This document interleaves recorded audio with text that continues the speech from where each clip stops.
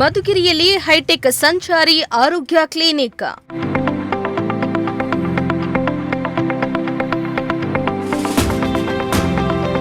MLC Rajendra ರಾಜಣ್ಣನಿಂದ ಲೋಕಾರ್ಪಣೆ.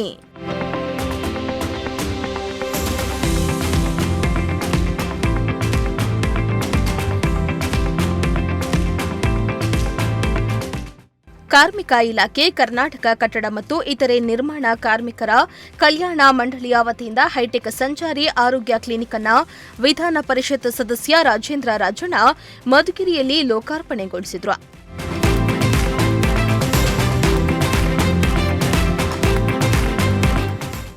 ಇನ್ನು ಸಂಚಾರಿ ಆರೋಗ್ಯ ಕ್ಲಿನಿಕ್ ಲೋಕಾರ್ಪಣೆಗೊಳಿಸಿ ನಂತರ ಹೈಟೆಕ್ ಸಂಚಾರಿ ಆರೋಗ್ಯ ಕ್ಲಿನಿಕ್ ಹೇಗೆ ಕಾರ್ಯನಿರ್ವಹಿಸುತ್ತೆ ಎಂದು ಸ್ವತಃ ಅವರೇ ಒಳಹೋಗಿ ವೀಕ್ಷಿಸಿದ್ರು. ಅಧಿಕಾರಿಗಳಿಂದ ಮಾಹಿತಿಯನ್ನ ಕೂಡ ಪಡೆದುಕೊಂಡ್ರು.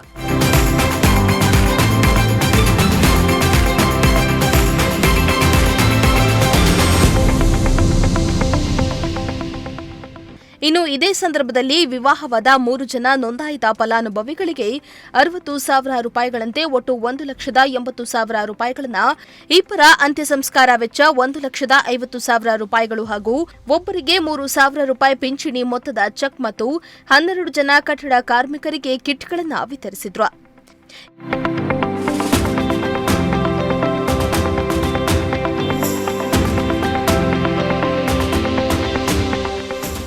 ಈ ವೇಳೆ ಉಪ ವಿಭಾಗಾಧಿಕಾರಿ ಗೊಟ್ಟೂರು ಶಿವಪ್ಪ, ತಹಸೀಲ್ದಾರ್ ಶ್ರೀನಾಥ, ಪುರಸಭಾಧ್ಯಕ್ಷ ಲಾಲಪೇಟೆ ಮಂಜುನಾಥ್, ಕಾರ್ಮಿಕ ಅಧಿಕಾರಿ ಫೈರೋಜ್ ಪಾಷಾ, ಕಾರ್ಮಿಕ ನಿರೀಕ್ಷಕ ಶ್ರೀಕಾಂತ್, ಹರೀಶ್, ಬಾಲಕಾರ್ಮಿಕ ಯೋಜನಾಧಿಕಾರಿ ರವಿಕುಮಾರ್, ಕಾರ್ಮಿಕ ಸಂಘದ ತಾಲೂಕು ಅಧ್ಯಕ್ಷ ಪಾಂಡುರಂಗಯ್ಯ, ಮಹಿಳಾ ಅಧ್ಯಕ್ಷೆ ಪಾರ್ವತಿ ಮಂಜುನಾಥ್ ಮತ್ತಿತರರು ಹಾಜರಿದ್ದರು.